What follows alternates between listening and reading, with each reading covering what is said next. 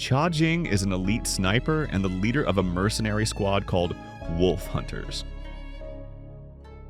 After a mission goes wrong, Cha Jing decides to hang up his rifle, become a farmer, and finds a girlfriend he plans to marry. But one day, a former colleague tracks him down and asks for his help to stop terrorists from releasing a deadly virus.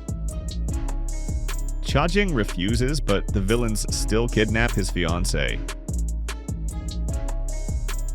In late summer 2023, when the action movie Skiptrace was announced, much was made of the fact that it would be directed by Zhou Jing, a young Chinese filmmaker who entered the industry in the early 2020s and quickly made a name for himself, first with comedies, then with action films.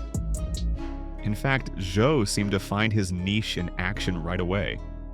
After Angry Pursuit, which earned him the Best New Director award at the Beijing Internet Film Festival, he followed up with Sniper in the Line of Fire, both films starring snipers as their protagonists.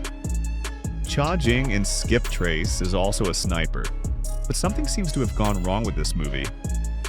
Despite promotional materials crediting Zhou Jing as the director, the actual film lists a completely different name, Mo Fan, who has no other film credits to his name. That usually means one thing: Mo Fan is a pseudonym. But what it signifies is unclear. Either Zhou Jing was so unhappy with the final product that he removed his own name, or he left the project during production and someone else finished it, with the producers hiding this patchwork collaboration under a fake name.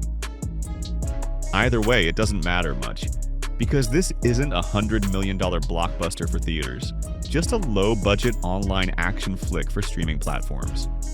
In a couple of years, if anyone remembers it at all, it'll likely only be because its Chinese and English title is identical to the 2016 buddy comedy Skiptrace, starring Jackie Chan and Johnny Knoxville. Skiptrace runs for 80 minutes, and its plot is paper thin. The film consists of 3 action sequences.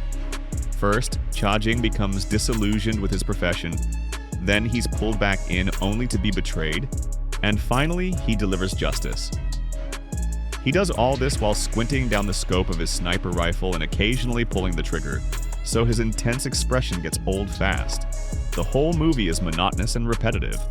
One of those action flicks where abandoned quarries and demolition sites serve as cheap sets, and enemies are covered head to toe so you don't notice they're all played by the same dozen extras. If you go in expecting nothing more than a throwaway B-movie, it delivers exactly what it promises. Sure, there's zero complex drama, but hey, lots of shooting and explosions. Sure, the only recognizable actor is Leon Lee, but hey, lots of shooting and explosions.